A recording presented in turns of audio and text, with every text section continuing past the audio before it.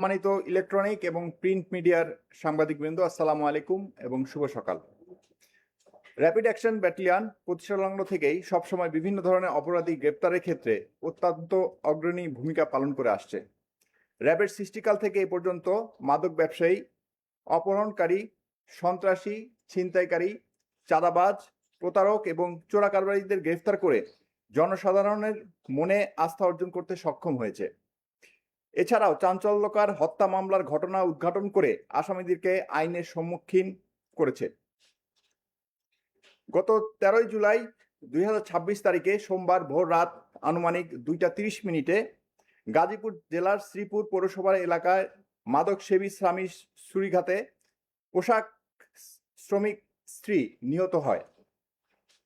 নিহত পোশাক শ্রমিক নাসিমা আক্তার নেত্রকোনা জেলার পূর্বধলা থানার বনগ্রামের আব্দুল মান্নানের মেয়ে। অভিযুক্ত স্বামী সাইদুল ইসলাম ময়মনসিংহ জেলার তারাকান্দি থানার গর্দাপাড়া গ্রামের বাসিন্দা।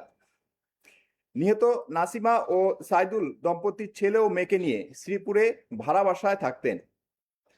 ভিকটিম নাসিমা আক্তার স্থানীয় একটি পোশাক কারখানায় চাকরি করতেন। নিহত ভিকটিমের স্বজনরা জানান, নাসিমা আক্তারের স্বামী মাদক সেবন করতেন এবং কাজে কর্মে কোনো আগ্রহ ছিল না। ভিকটিম নাসিমা কাছ থেকে নেশার টাকা নেওয়ার জন্য তাদের মধ্যে প্রায় ঝগড়া লাগতো। গত 12 তারিখে রবিবার নিহত নাসিমা পোশাক কারখানা থেকে বেতন পান। ওই দিন রাতেই অভিযুক্ত স্বামী সাইদুল ইসলাম তার স্ত্রীকে 3000 টাকা দিতে বলেন, কিন্তু ভিকটিম তাকে টাকা দিতে অস্বীকৃতি জানায়। এ নিয়ে তাদের মধ্যে ঝগড়া হয়। ঝগড়ার এক পর্যায়ে স্বামী সাইদুল ইসলাম ভিকটিমকে এলোপাথালি ছুরি দিয়ে আঘাত করে। এ সময় তার 8 বছরের মেয়ে সামিয়া এবং 5 বছরের ছেলে জিসান ঘরের মধ্যেই ছিল এবং তাদের সামনেই তার মায়ের মৃত্যু হয়। উক্ত ঘটনার পরে আমাদের গোয়েন্দা তথ্যের ভিত্তিতে আমরা সাইদুলকে ট্র্যাক করি এবং ভোগড়া বাইপাস এলাকা হতে তাকে ওই দিন সন্ধ্যায় গ্রেফতার করে নিয়ে আসি। প্রাথমিক জিজ্ঞাসাবাদে স্বামী সাইদুল ইসলাম তার স্বীকারোক্তি দেয় এবং পরবর্তী গ্রেফতারকৃত আসামিকে জিজ্ঞাসাবাদ ও পরবর্তী আইনগত ব্যবস্থার জন্য আমরা গাজীপুর জেলার শ্রীপুর থানায় হস্তান্তর করি। ধন্যবাদ সবাইকে। মাদক সেবী ছিল, সে নিয়মিত মাদক গ্রহণ করত এবং মাদকের টাকার জন্য সে প্রায় তার ওয়াইফের সাথে গন্ডগোল করত এবং গত 12 তারিখে যেটা স্পষ্ট আমরা তাদের থেকে জানতে পারি যে সে বেতন নিয়ে আসে এবং তার হাজবেন্ড সাইদুল ইসলাম জানতো যে তার কাছে টাকা আছে এবং সেখান থেকে সে 3000 টাকা দাবি করে। টাকাটা না দেওয়াতেই তাদের মধ্যে ঝগড়াটা তুমুল পর্যায়ে চলে যায়।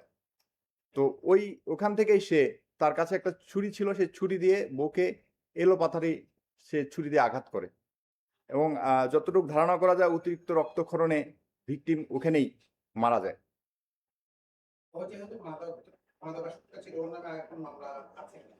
না, ওর নামে আমরা তার পিসিপিআর নিয়েছি, নিয়ে ওর নামে কোনো আগের কোনো মামলা আমরা পাইনি।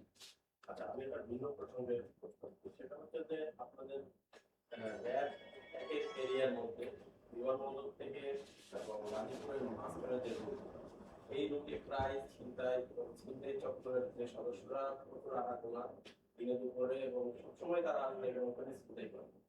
আপনারা আসলে তাদের বিরুদ্ধে ব্যবস্থা নিচ্ছেন না কেন? এই বিষয়ে প্রতিনিয়ত ঘটছে। এইটার ব্যাপারে আপনাকে আমি একটু লেটেস্ট আপডেট দিই। আমরা গত 3 দিন আমাদের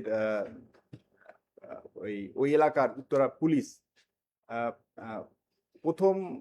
প্রথম দিকে 82 জন এবং পরবর্তী গতকালকে প্রায় 100 জনের মতো ওই রাস্তা থেকে মানে তারা গ্রেফতার করেছে, করে তাদেরকে কিছুটা এই সমাজ কল্যাণ অধিদপ্তরে হস্তান্তর করা হয়েছে এবং যাদের নামে মামলা ছিল তাদেরকে থানায় হস্তান্তর করেছে।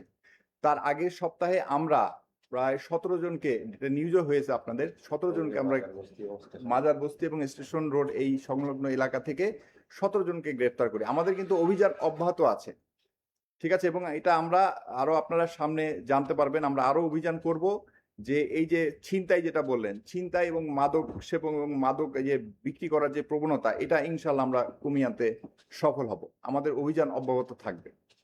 কিন্তু ওইখানে যে ফ্লাইওভারটা নির্মাণাধীন যে এলাকাটুকু আছে ওখানে কিন্তু ওই জায়গাটাকে কেন্দ্র করেই তাদের মূল আস্থা। কিন্তু আপনাদের কাছে প্রকাশ্যেই থাকছে, এটা দ্রুতই আসলে সমাধানযোগ্য কেন হচ্ছে?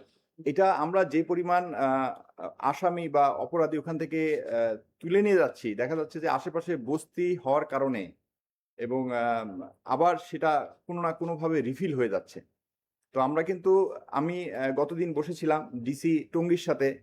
তারা এই বছরের শুরু থেকে এই পর্যন্ত প্রায় 1200 লোক এইভাবে মানে ছিনতাইকারী, চাঁদাবাজি, এরকম বিভিন্ন মাদকসেবী কোঠায় 1200 লোককে গ্রেফতার করা হয়েছে।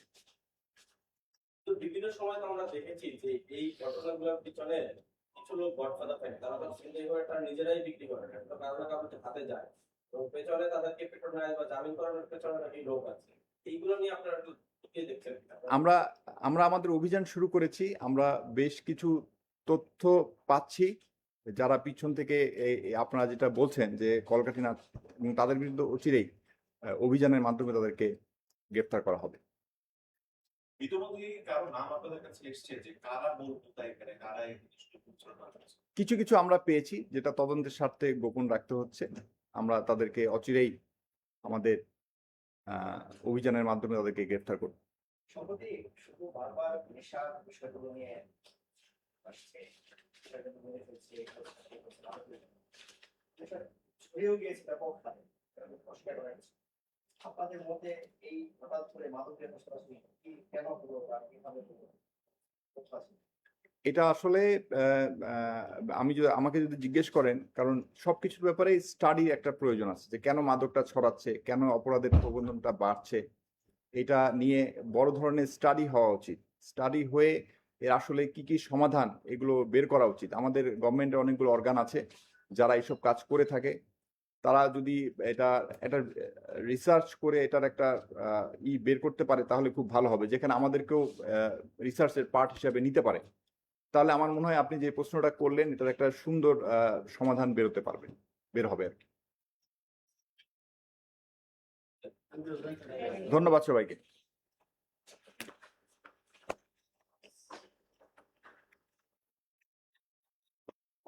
Thank you.